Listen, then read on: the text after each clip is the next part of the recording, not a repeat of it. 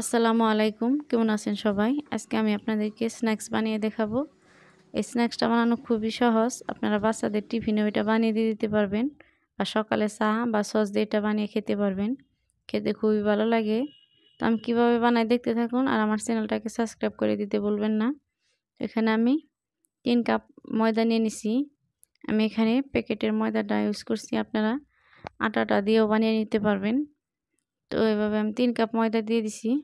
তারপরে দিয়ে দিব কালো জিরা হাফ চামচ, দিয়ে দিব সামান্য বেকিং সোডা, তারপরে দিয়ে দিব লবণ স্বাদ মতন, দিয়ে আমি ভালো করে মিক্স করে নিব। তারপরে দিয়ে দিব তেল। আমি অল্প অল্প করে তেলটা দিয়ে দিছি। আমি এই কাপে 1 কাপ তেল দিয়ে দিছি। তেলটা দিয়ে আমি এভাবে ভালো করে ময়দার সাথে ভালো করে মিশিয়ে নিব। দেখুন এভাবে যখন দলা পাকিয়ে আসবে তখন আপনারা অল্প অল্প করে পানি দিয়ে ডোটা বানিয়ে নেবেন। আমি এখানে নর্মাল পানি অ্যাড করছি। এভাবে অল্প অল্প করে আপনারা পানিটা দিয়ে দিবেন, একলগে দিলে আপনার ডোটা ভালো হবে না। তো আমি অল্প অল্প করে এভাবে দিয়ে আমি ডোটা বানিয়ে নিছি।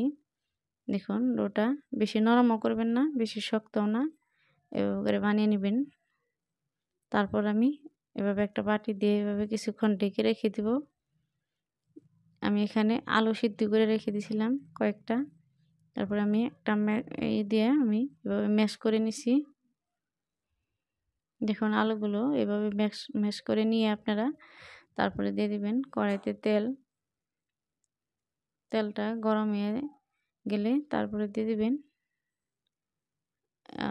পেঁয়াজ কুচি, রসুন কুচি সামান্য, তারপরে ধনিয়া কুচি আর কাঁচামরিচ কুচি দিয়ে আমি এভাবে তেলের সাথে ভালো করে এভাবে মিশিয়ে নিব। দেখুন এভাবে করে কষিয়ে কিছুক্ষণ,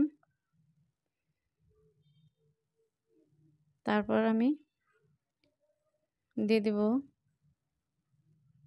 সামান্য লাল মরিচের গুঁড়া, তারপরে দিয়ে দিব সামান্য হলুদের গুঁড়া, দিয়ে দিব ধনিয়ার গুঁড়া, তারপরে সামান্য জিরার গুঁড়া দিয়ে আমি করে নিব, ভালো করে তেলের সাথে কষিয়ে নিব।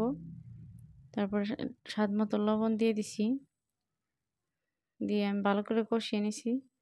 তারপরে আমি আলুটা দিয়ে দিব, দিয়ে আমি এভাবে মশলার সাথে ভালো করে মিশিয়ে নিব। এভাবে করে কিছুক্ষণ মিশিয়ে দেখুন এভাবে করে আপনারা মিশিয়ে নেবেন। এই পর্যায়ে আমি নামিয়ে নিব। তারপর আমি দেখুন ডোটা ঢেকে রেখে দিয়েছিলাম, সেটা আমি এভাবে আরও কিছুক্ষণ আমি এভাবে মথে নিব। তারপর আমি ছোট ছোট করে এভাবে ডো বানিয়ে নিব। তারপরে আমি এই ডোটা সবগুলো বানিয়ে রেখে তারপরে এভাবে করে আমি রুটি বানিয়ে নিব। এখন আমি রুটিগুলো এভাবে বেলে নিব। আমি সবগুলো রুটি এভাবে বেলে তারপরে একটা ছুরি দিয়ে মাছ বরাবর এভাবে কেটে নিব। এভাবে পাতলা করে আপনারা বেলে নেবেন এভাবে করে। তারপর আমি সাইড দিয়ে অল্প অল্প পানি লাগিয়ে দিছি, দিয়ে এভাবে করে আমি চেপে চেপে এইভাবে রুটিটা এভাবে চেপে চেপে লাগিয়ে দিব। তারপরে এখানে আমি পুরটা ভরে নিব।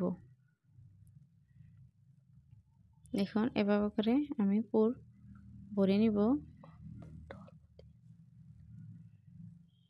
পুরটা আমি বেশি দিব না, অল্প করে দিয়ে দিছি। তারপর আমি এভাবে করে মুখটা লাগিয়ে নিব। এভাবে করে মুখটা ভালো করে এভাবে লাগিয়ে নিয়ে তারপরে আমি আরেকটা এভাবে ভরে নিব। দেখুন এভাবে করে আমি সব কটা বানিয়ে নিব। এভাবে আমি সব কটা বানিয়ে নিছি। এটা বানানো খুবই সহজ।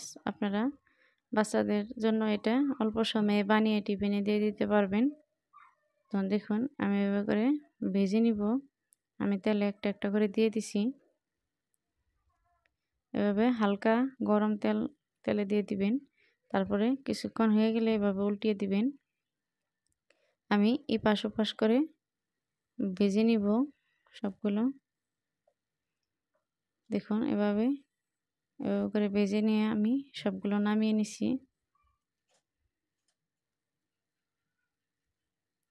এটা বানানো খুবই সহজ, খুবই অল্প সময়ে আপনারা বানিয়ে নিতে পারবেন।